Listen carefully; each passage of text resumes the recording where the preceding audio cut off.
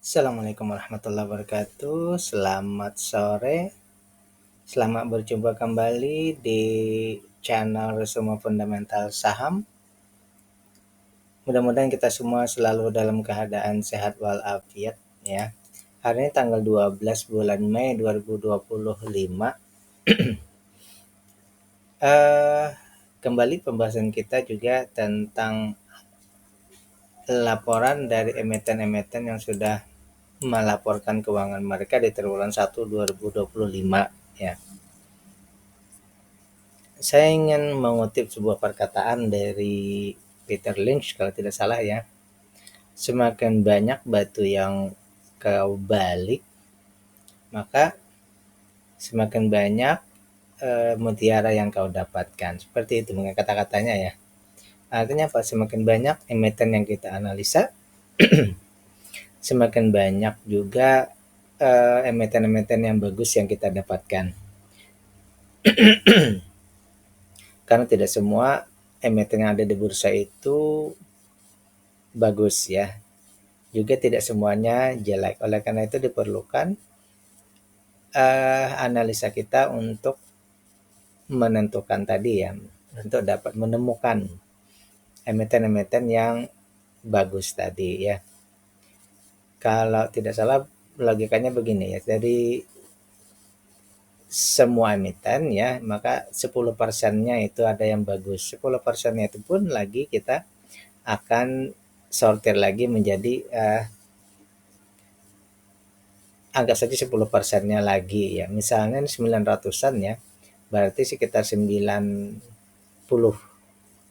ya. Dari 90 itu mungkin kita sortir lagi ya, mungkin tersisa 10 atau 20 lah, seperti itu.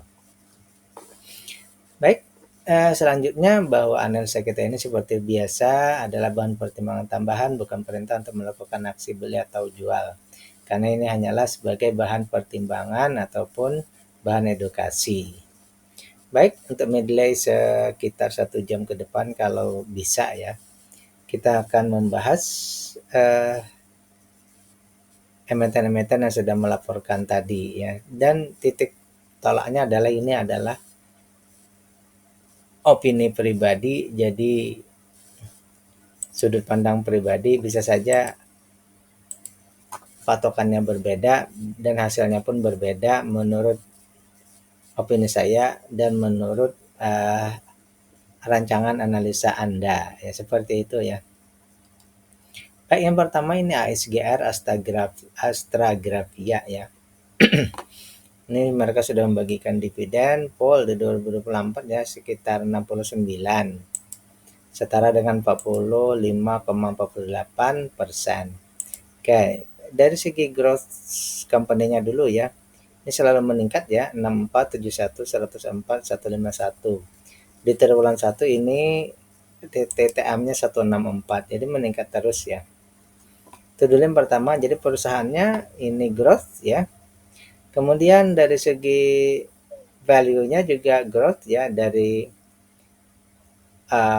untung kecil kemudian sekarang untungnya sedang ya. Dari 8,5an jadi 11%, sehingga di sini kita kategorikan dia termasuk stalwarts, untungnya sedang. Untuk target atau proyeksi ini bisa di 2,5 ya. Kalau mau menargetkan 2,5 ya, itu di sekitar 3.600-an, setara dengan 3,7 kali atau 317%, atau bisa juga kita setarakan dengan multibagger ya. Namun beli sekarang bagaimana? Kalau beli sekarang kita dapat diskon 47%. Jadi secara valuasi ini bisa dikatakan layak ya, bisa untuk beli ya.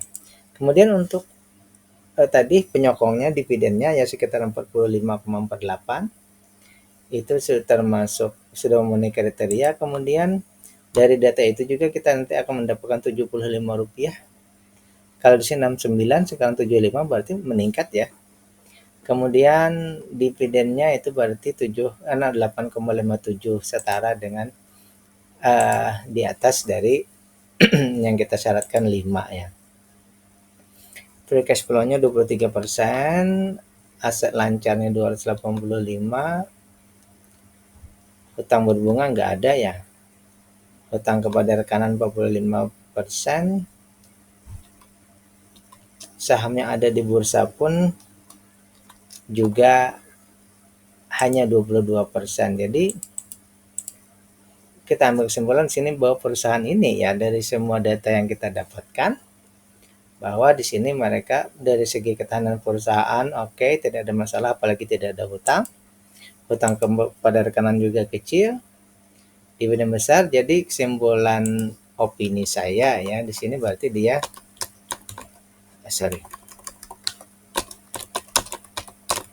layak untuk kita investasi ya. Gini. Layak untuk investasi ya. Di perusahaan yang untungnya sedang. Jadi begitu kata-katanya ya. Layak untuk investasi di perusahaan yang untungnya sedang, seperti itu ya.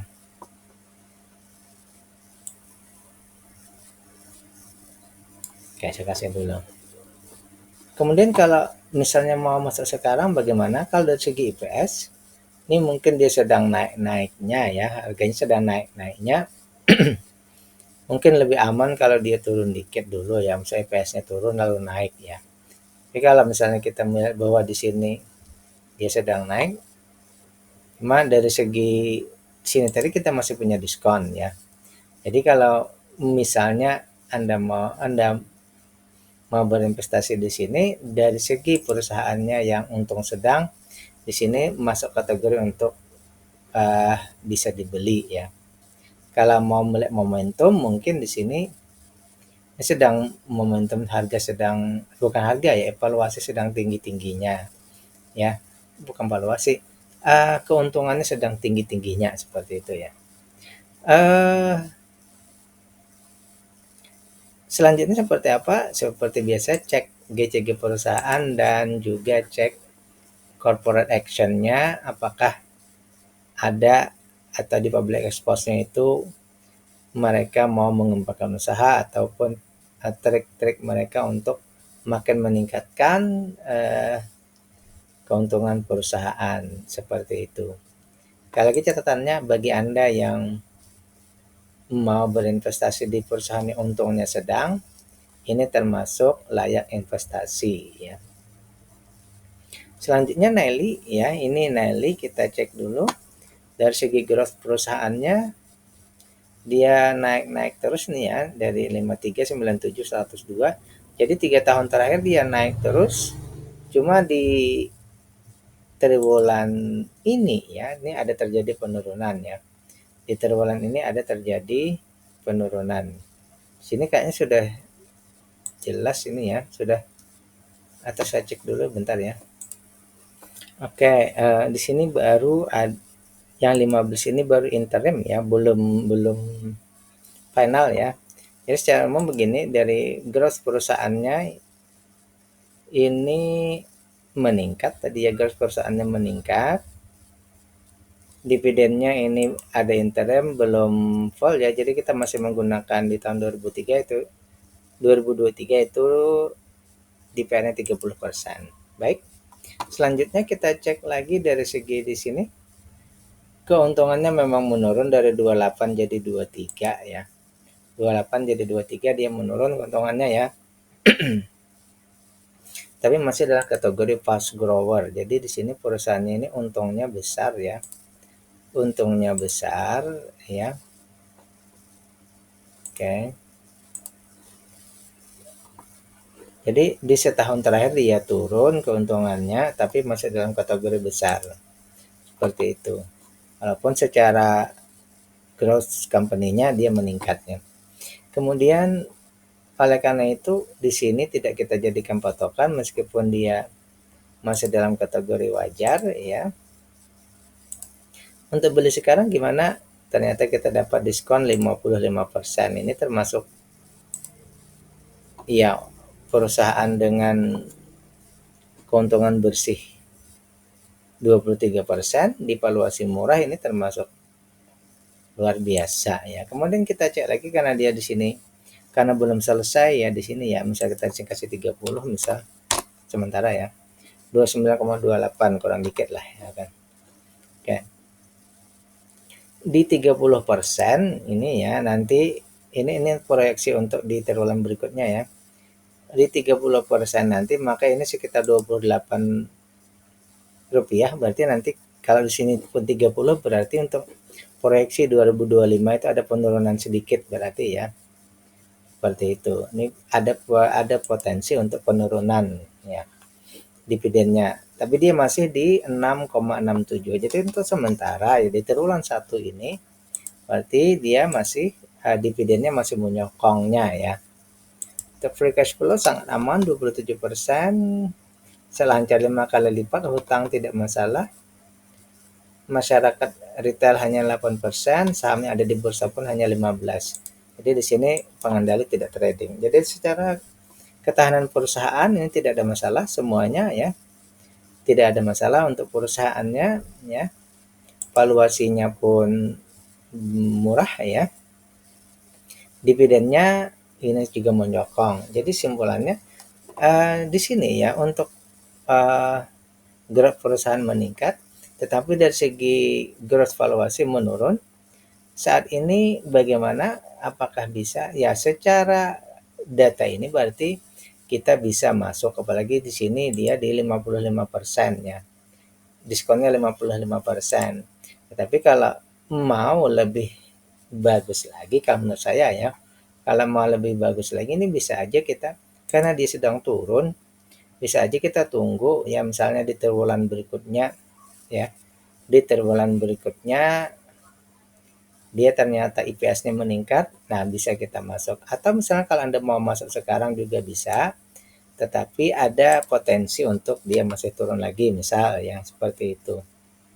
Sehingga kalau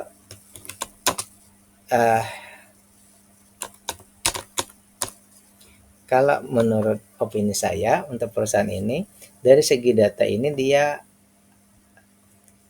layak untuk diinvestasi. Tapi misal masuk sekarang bagaimana?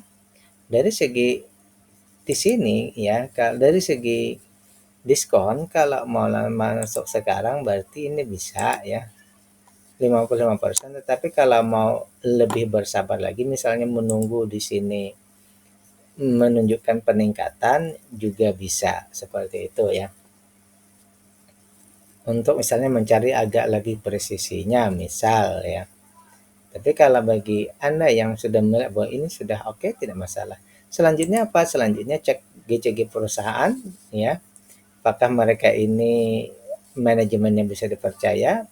Juga cek proyeksi ke depan apakah ada aksi-aksi korporasinya. Itu tugas Anda ya.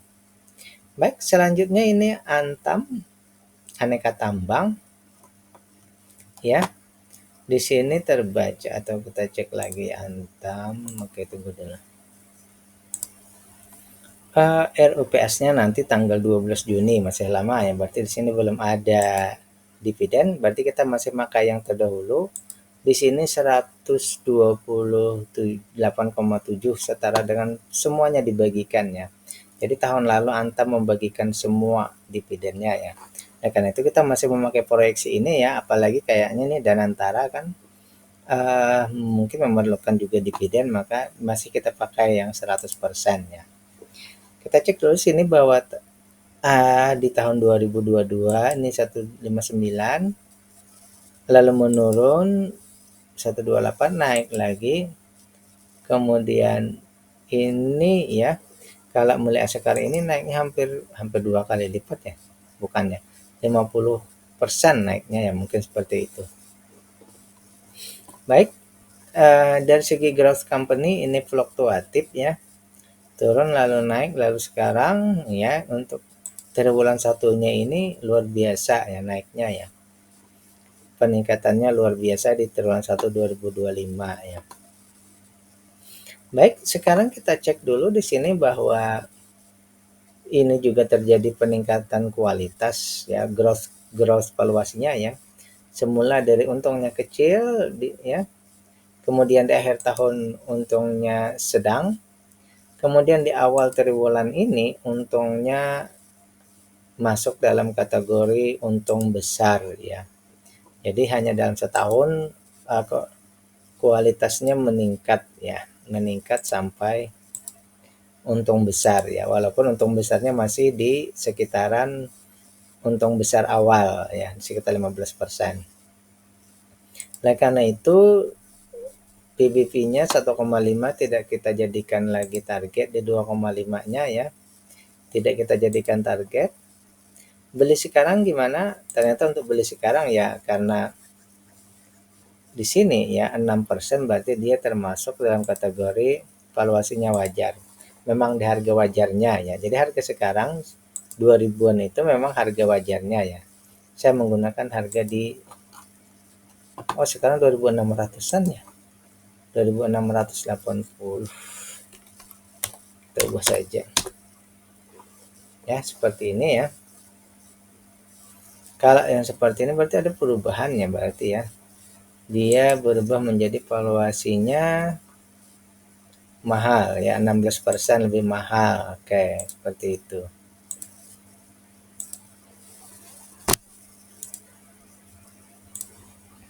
Untuk dividen karena dia makan 100%, maka nanti misalnya 230 ya 230 juga ya.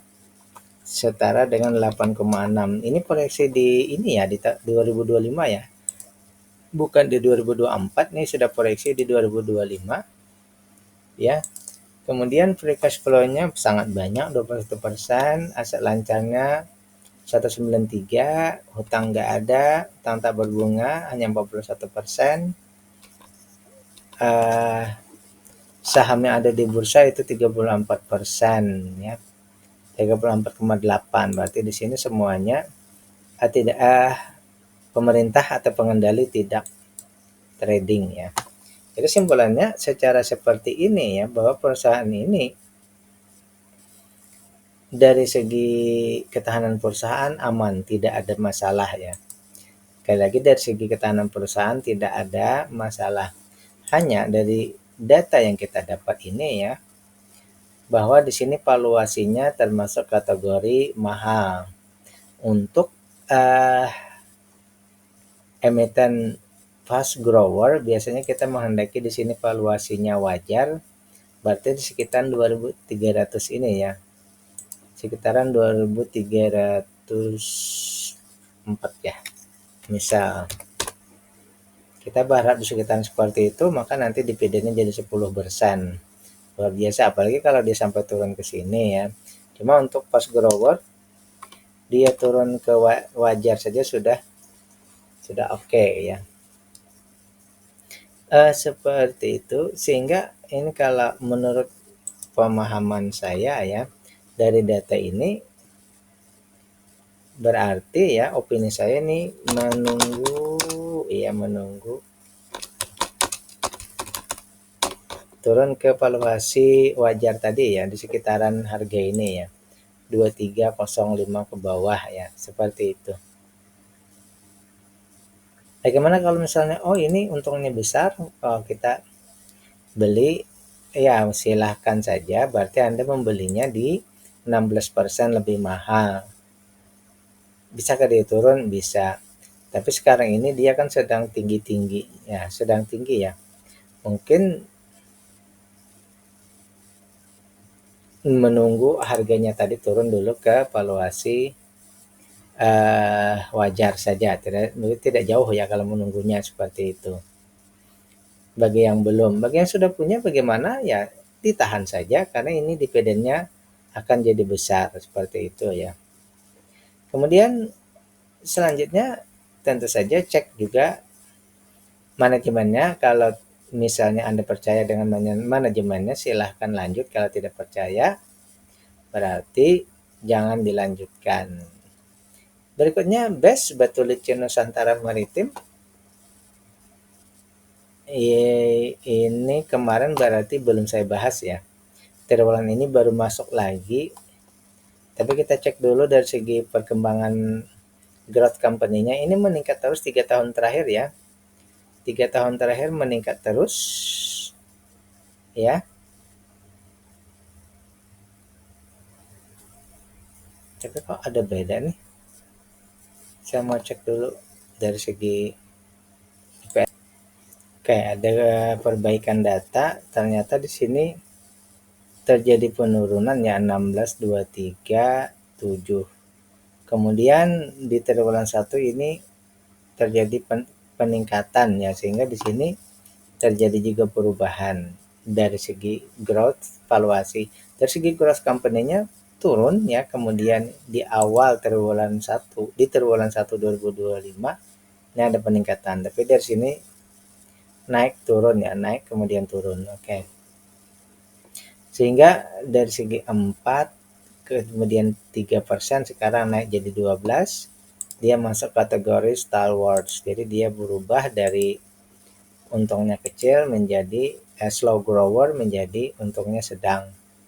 Oleh karena itu PBV 2,5 bisa aja kita jadikan target sementara ya di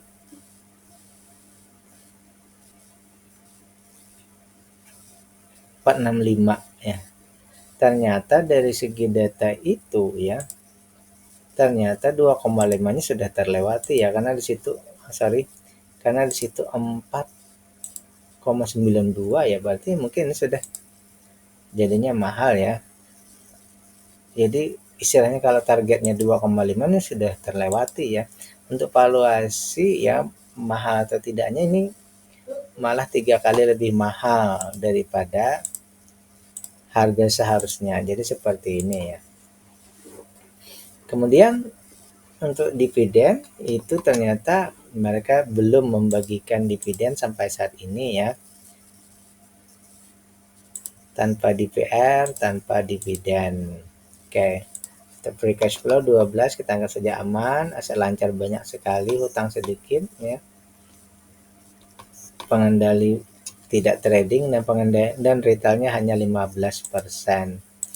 Dari segi ketahanan perusahaan oke, tetapi dari valuasinya di sini ya. Memang dia baru beranjak dari sebelumnya di sini ya. Keuntungannya kecil, sekarang dia keuntungannya besar. Tapi dari segi valuasinya kalau menurut opini saya masih ada beberapa hal yang kita tunggu. Kalau di sini berarti kan ada dua ya. Harga ya. Dan di PR ya.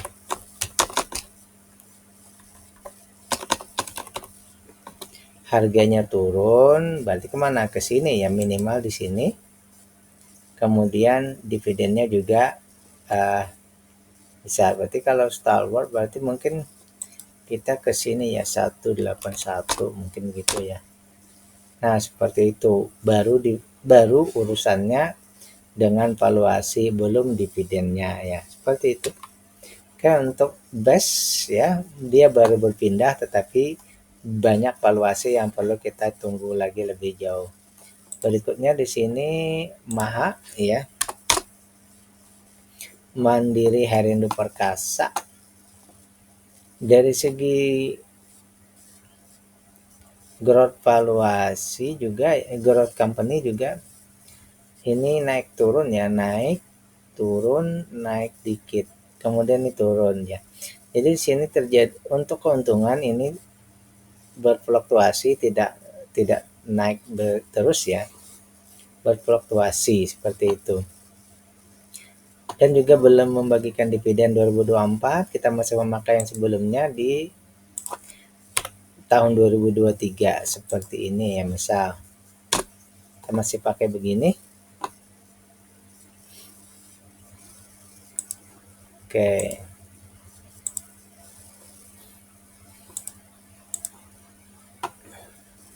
Jadi untuk yang pertama bahwa dia ini terjadi penurunan valuasi yang cukup besar juga ya.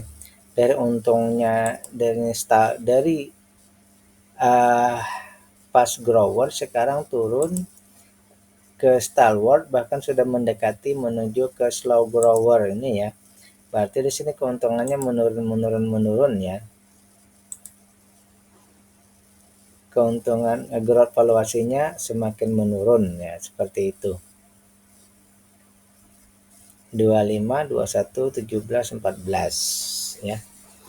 Kemudian untuk proyeksi 278 sementara bisa kita jadikan target dulu ya. Tapi apakah saat ini termasuk murah waktu kita beli? Ternyata dia 19% lebih mahal ya. Jadi untuk valuasinya ini terbilang mahal. Untuk dividen tadi ini 6% ya, berarti dia sudah termasuk besar. Oke, tidak masalah.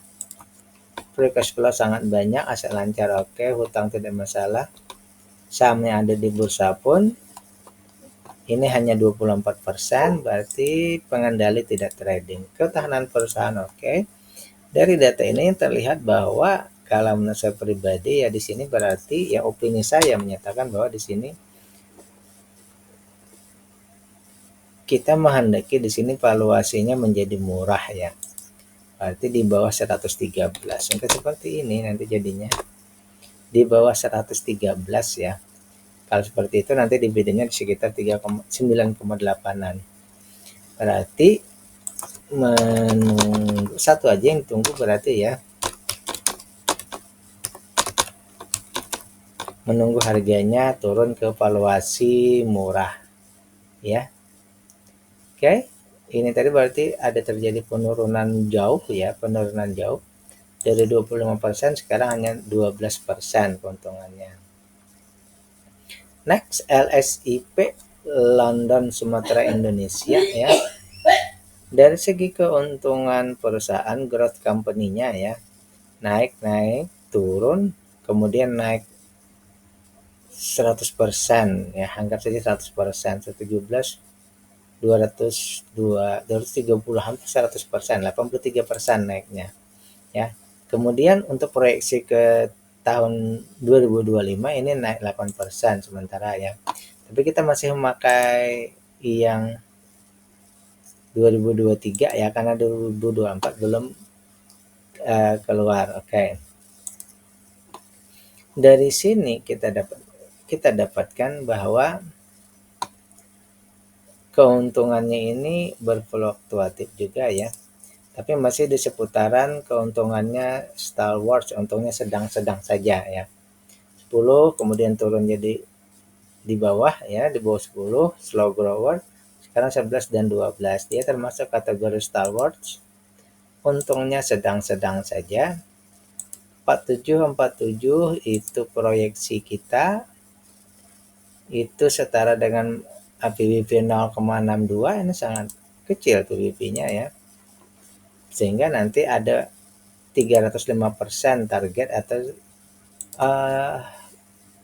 istilahnya itu ada proyeksi untuk multi bagger. Kemudian diskonnya 50%, berarti valuasinya murah ya. Kemudian di sini juga bahwa DPR-nya 33% sudah memenuhi kriteria, itu setara dengan 6%. Ini sudah luar biasa ya, anggap saja luar biasa seperti itu. Free cash flow 77% aman. Aset lancar 10 kali lipat ya. Utang nggak ada, utang rekanan 10% ya. Retail 40%. Kemudian 40% itu juga semuanya ada di bursa, berarti pengendali tidak trading ya. Seperti itu. Oleh karena itu kalau menurut saya pribadi ya, menurut data ini berarti dari data ini kita bisa layak invest ya untuk perusahaan yang untungnya sedang. Sekali lagi saya berikan menurut opini saya bahwa perusahaan ini layak invest untuk perusahaan yang untungnya sedang, seperti itu ya. Apakah misalnya saat ini bisa masuk? Iya, kan 50%. Untuk presisinya mungkin di sini ya, mungkin lebih bagus di triwulan yang lalu kayaknya ya. Karena ini sedang turun, setelah turun dia naik langsung ya. Mungkin di sini, tapi di sini juga tidak apa-apa, masih ada batas, masih bisa ya. Karena dia masih 50%. Tapi kalau misalnya di awal-awal beli ya mungkin pada saat naik pertama di sini ya. Seperti itu pemikiran saya ya. Selanjutnya BBRI, Bank Rakyat Indonesia Persero. Di sini growth per company-nya 200 naik 33, naik 39, 39 ya. Ini naiknya ini sekitar hampir sama ya. Kemudian di triwulan 1 ini sedikit menurun 3% ya. Tapi ini kan baru awal-awal triwulan 1. Baik, kemudian kita punya data berikutnya bahwa keuntungannya pun ada fluktuatif juga, tapi masih dalam kategori yang untung besar ya. 20, 18, 18, 19. Jadi di sini untuk growth company-nya dia meningkat terus sebenarnya. Untuk tahun 2025 ini kan masih triwulan 1 ya. Berarti di sini kita anggap saja sampai di sini berarti dia growth company-nya growth ya. Kemudian untuk valuasinya ada penurunan tetapi kecil. Oke, baik kita simpulkan dulu sementara bahwa di sini berarti dia termasuk fast grower ya, atau perusahaan yang untungnya sangat besar. Coba kita cek di sini berapa harga sekarang. Kita belum tahu harga sekarang berapa ya. 3.840. Oke, 3.840. Oke, kemudian berarti di sini ya tidak kita jadikan patokan 4942. Tidak ada masalah ya. Tidak kita jadikan patokan. Nah, sekarang untuk beli sekarang gimana ya? Ternyata untuk beli sekarang ini memang terbaca di sini mahal, tapi di sini 0,00 pas-pasan. Berarti di sini dia harganya ini sekarang ya harga wajar ya. Dia berada di valuasi harganya wajar ya. Kemudian di dividen penyokongnya ya ini 85%. Jadi nanti untuk di tahun 2025 proyeksinya nanti 330. Berarti mungkin ada penurunan di sini ya. Ini 343. Kalau dia masih seperti ini berarti nanti ada sedikit penurunan. Tapi kita belum tahu ya. Karena masih ada triwulan 2, 3, dan 4. Tapi untuk di triwulan 1 sampai saat ini sementara proyeksinya akan terjadi penurunan. Namun dia masih di sekitar 8,61%. Dividennya masih besar ya, seperti itu. Seperti ini ya. Untuk free cash flow 14%, oke, aset lancar, tidak dihitung. Ini hutang hanya 1%. Dana pihak ketiga itu 6 kali lipat. Retail 46% dan saham yang ada di bursa pun 46%. Jadi tidak ada masalah ya. Jadi simbolannya di sini tadi memang mahal terbacakan di sini ya, tapi sebenarnya dia kategorinya wajar. Oleh karena itu kalau menurut opini saya pribadi ini di awal-awal dulu ya seperti ini. Opini saya ya. Untuk fast grower maka valuasi wajar di sini ya. Valuasi wajar di sini maka dia sebenarnya sudah bisa ya. Valuasinya 3823. Harga sekarang 3840. Memang ada di atas sedikit ya, itu tidak masalah juga. Jadi simpulannya seperti ini. Saya masih menyatakan di sini layak invest ya. Meskipun dia masih lebih hanya beberapa rupiah, atau sesuaikan saja di situ ya. Tapi di sini sebenarnya 000 ya. Oke, layak invest dengan pembacaan seperti ini ya, bahwa dari segi IPS-nya ini 39, 403, 396, 382. Ini kan terjadi penurunan. Kalau menurut saya pribadi, dengan valuasi seperti ini mungkin sebaiknya kita tunggu saja dulu. Di sini tetap saya nyatakan layak invest ya. Tapi untuk presisi masuknya mungkin kita bisa saja menunggu lagi IPS-nya nanti di sini meningkat di triwulan berikutnya ya. Di triwulan berikutnya itu IPS-nya meningkat ya dari 382 misalnya nanti 385 dengan 390 misal ya. Mungkin itu saat yang lebih tepat untuk masuk ya. Meskipun saat ini kalau kita mau masuk gimana bisa kalau misalnya kita melihat angkanya 8,61%, itu semua valuasinya ini oke. Tapi mungkin untuk lebih memastikannya kita menunggu di sini naik. Mungkin seperti itu ya. Dari anggap saja dari segi teknikalnya seperti itu ya. Tapi kalau Anda tahu teknikalnya lagi lebih jauh bisa aja Anda cek analisa teknikalnya. Tetapi kalau menurut saya mungkin tunggu IPS-nya lebih meningkat dulu ya. Selanjutnya apalagi selanjutnya seperti biasa cek KCG perusahaan apakah bisa dipercaya atau tidak. Kemudian proyeksi-proyeksi dari aksi korporasi mereka nanti seperti apa. Next, TB ya. Ini TB dana berata luhur ya, dana berata luhur. Coba kita cek di sini dari segi gross valuasi, gross company-nya dulu ya, 25 1710 sekarang turun jadi 84. Ada penurunan keuntungan di sini ya, sekitar 30% terus ya. Di triwulan 1 ini sekitar 18% turunnya dari tahun lalu ya. Itu yang pertama. Selanjutnya di sini bahwa semula ya ini 14 12 sekarang turun jadi 9,9, kategorinya berubah dari keuntungannya sedang atau standar, sekarang dia berubah menjadi keuntungannya kecil ya. Jadi kategorinya sekarang berubah jadi keuntungannya kecil ya. Itu yang pertama. Berarti kemudian di sini dari segi PBV 2,5 ini bisa kita jadikan target misalnya ya, sehingga dia baru PBV 0,8 ya.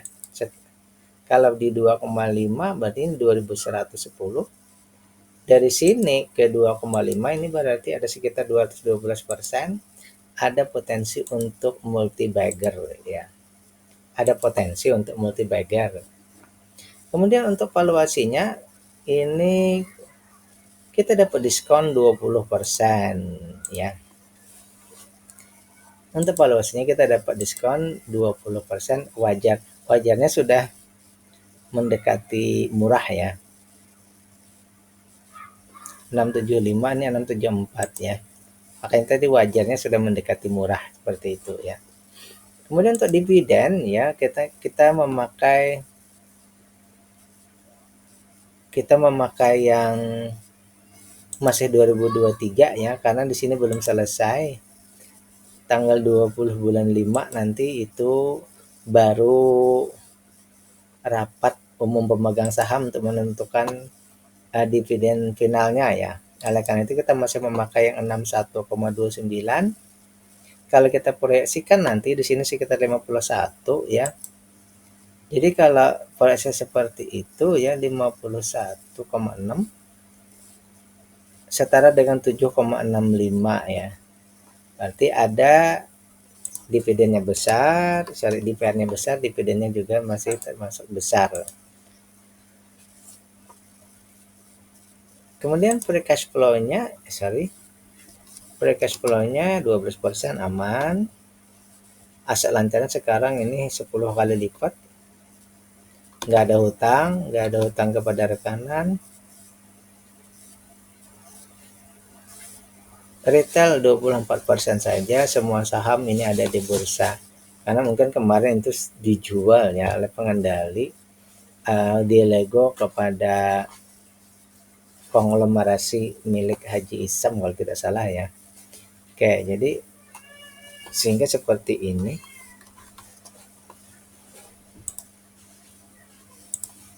Pengendali ini bisa trading dengan dana mereka. Oke, jadi dari segi ketahanan perusahaan ini ya tidak ada masalah. Perusahaannya baik saja.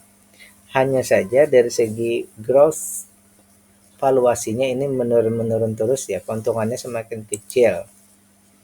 Itu yang saya baca ya. Tapi dari segi keuntungan growth company-nya juga menurun seperti itu. Oleh karena itu, kalau menurut saya pribadi ya, opini saya untuk perusahaan ini ya, karena untungnya di bawah 10%, maka kita tentu saja mengharapkan dulu ya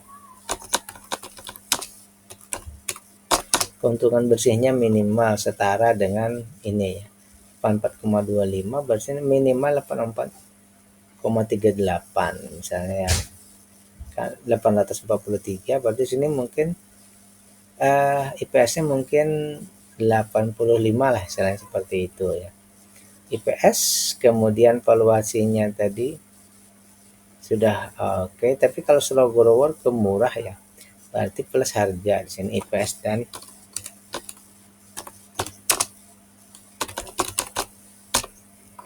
membaik ya, seperti itu ya. Bagi Anda yang belum membeli mungkin ini seperti itu bayangannya ya. Bagi Anda yang sudah punya bagaimana? Karena menurut saya pribadi perusahaan dengan slow grower ini ya kita mungkin bisa saja mungkin mencari perusahaan yang untungnya lebih besar ya, seperti itu. Saya pribadi punya saham ini sebelumnya, kemudian saya memutuskan untuk menjual, tapi ini bukan untuk mengarahkan kepada Anda, cuma hanya ini masalah pemikiran saja ya, opini saja ya. Bagi saya perusahaan dengan keuntungan yang kecil itu saya lebih mencari perusahaan yang untungnya yang lebih besar, mungkin seperti itu.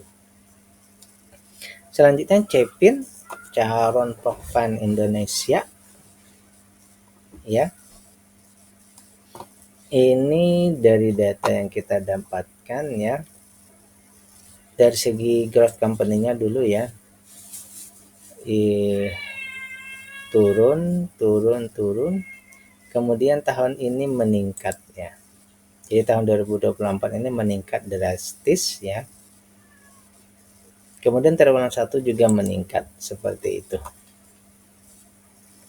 Baik, sekarang kita dari segi growth company-nya ya. Sekarang growth valuasinya juga terjadi peningkatan dari keuntungan kecil sekarang sudah masuk ke keuntungan sedang ya, stalwart seperti itu. Dari keuntungannya di bawah 10% sekarang keuntungannya sudah standar ya. Nah, ini keuntungannya sedang saja. Sehingga 4580 ini bisa kita jadikan proyeksi ya. Tetapi di angka ini dia sudah 2,44 ya. PBP-nya hampir 2,5. Misalnya kalau kita menargetkan 2,5 ya 47, 48, tinggal 2,5% ini sudah tercapai seperti itu ya. Ya sudah tercapai. Kalau beli sekarang gimana? Kita tidak dapat diskon, tapi kita harus membelinya di harga yang lebih mahal. Kita membelinya di harga yang lebih mahal, atau istilahnya itu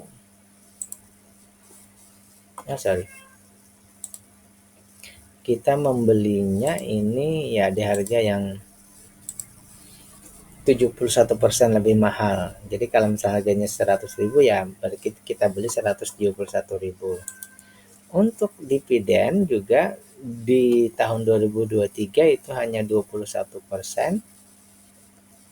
Kalau kita proyeksikan ke tahun ini nanti ya, ini berarti kecil ya. Nanti tanggal 21 bulan Mei baru ada RUPS-nya. Kalau kita masih mendasarkan kepada yang lalu ya, kalau misalnya kita menganggap misalnya gini aja ya, anggap di sini sekitar 47, 48, 50 ya. Kalau di sekitar 50% ya, ini kita berandai-andai saja akan menyamakan di yang sebelum-sebelumnya sekitar 50% itu berarti baru 2,39%. Berarti juga dia masih belum bisa memenuhi kriteria nanti ya. Karena itu di sini dividen payout ratio-nya kecil dan dividen yield-nya juga kecil ya. Seperti itu, sorry.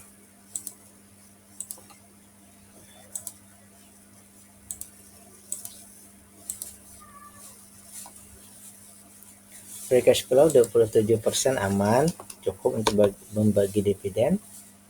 Aset lancar hampir 3 kali, hutang tidak masalah. Pengendali tidak trading dan retail hanya 34%. Ketahanan perusahaan oke. Dari data yang kita dapatkan ini berarti ya ada dua di sini valuasinya yang kemahalan, kemudian DPR-nya kecil, berimbas pada dividen yield juga kecil. Oleh karena itu, opini saya untuk perusahaan ini yang pertama ya, bahwa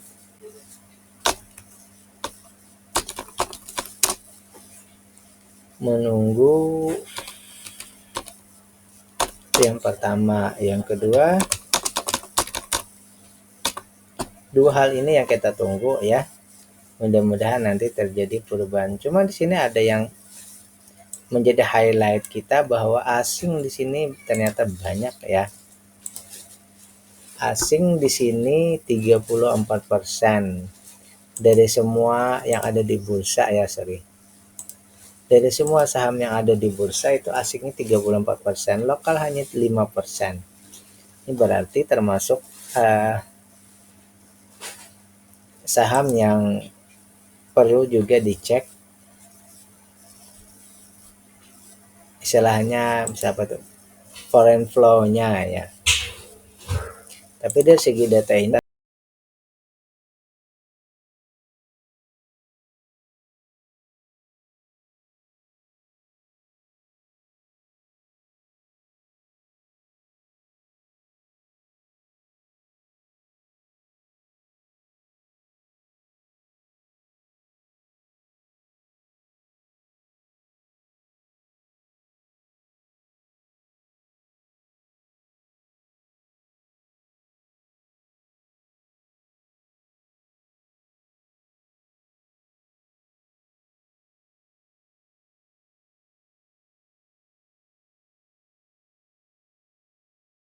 masih murah.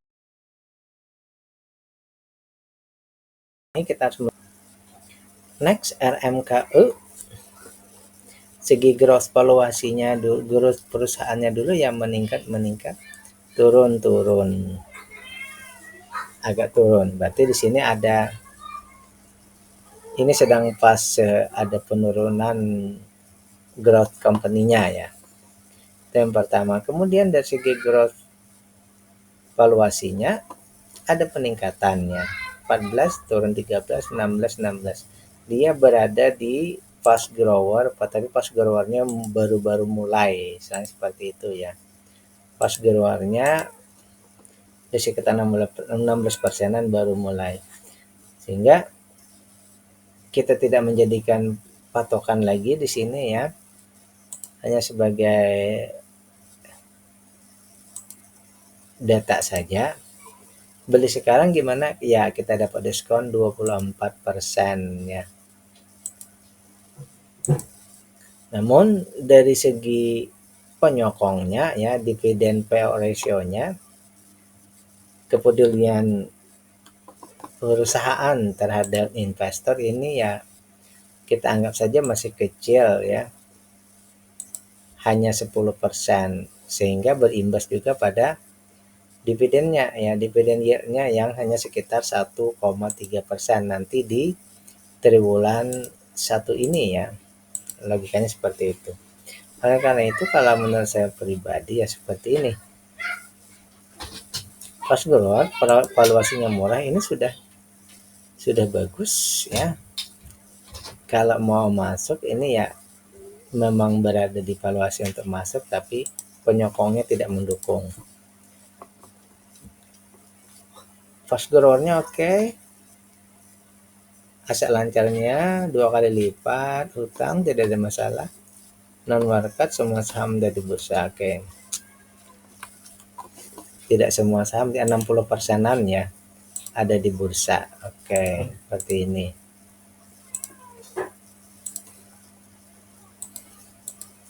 Opini kita terhadap perusahaan ini ya berarti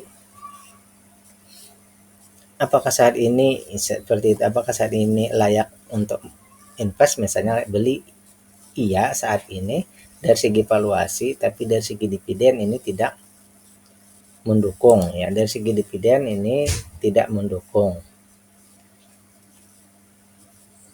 Oleh karena itu menurut saya pribadi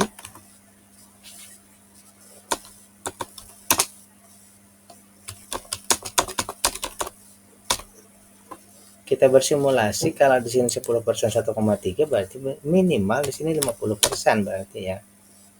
Oke, bukan 45 saja. Ya, kita berharap ya RMKE ini ya dividennya di sekitar 30%-an ya. Seperti itu. Kita berharap nanti dividennya di sekitar 45%-an ya. Atau setara dengan Rp30. Maka dia jadi 5,9 seperti itu ya kalau menurut saya pribadi. Menunggu dividen payout ratio-nya membaik ya. Kalau dari segi masa sekarang bisa, iya bisa, tetapi tadi bahwa dividennya yang tidak mendukung, seperti itu.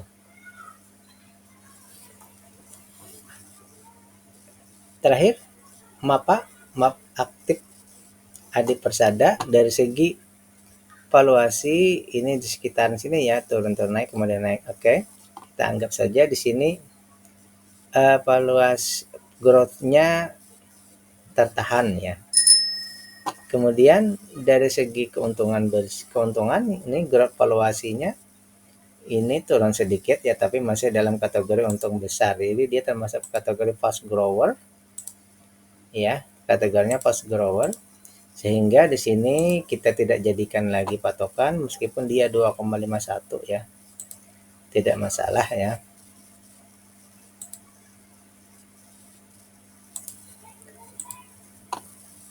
Beli sekarang ternyata kita tidak dapat diskon, berarti kalau mau beli sekarang ini termasuk mahal ya. Kalau kita mau beli sekarang ini termasuk mahal. Untuk dividen ya kita masih memakai di 2023 yang 10%, berarti DPR-nya kecil ya. Dividen payout ratio-nya kecil. Oleh karena itu berimbas juga kepada dividen yield-nya yang hanya 0,70% nanti ya di triwulan di tahun 2025, proyeksi tahun 2025 ya.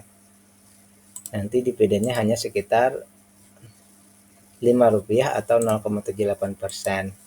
Padahal free cash flow-nya 25% ya. Aset lancarnya hampir 2 kali lipat, hutang kecil, tidak ada masalah ya.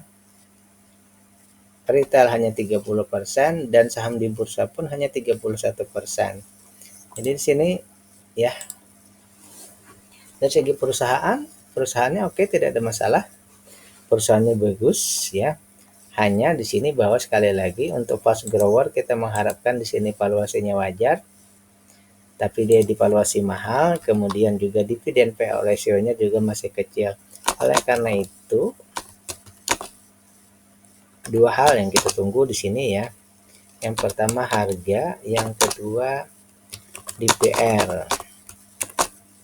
Ya, ini dulu yang kita bahas ya untuk beberapa emiten. MAPA, MAP Adi Perkasa, RMKE, RMK Energi, Cepin, Caron Pokpan, TB, Dana Berata Luhur, BBRI, Bank Rakyat Indonesia, LSIP, PP London Sumatera Indonesia, Maha, Mandiri Herendu Perkasa, BES, Batu Licin Nusantara Maritim, Antam, Aneka Tambang, Nelly, Pelayaran Nelly Dwi Putri, ASGR, Astra Grafia. Sekali lagi ini bukan perintah untuk melakukan aksi beli atau jual, ini hanya masalah bahan pertimbangan tambahan ataupun sebagai bahan edukasi.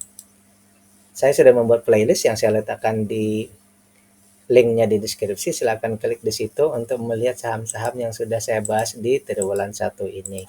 Oke, demikian bagi Anda yang ingin memberikan donasi juga silakan untuk mentransfer ke nomor rekening yang tersedia di sini. Billahi taufiq wal hidayah. Assalamualaikum warahmatullahi wabarakatuh.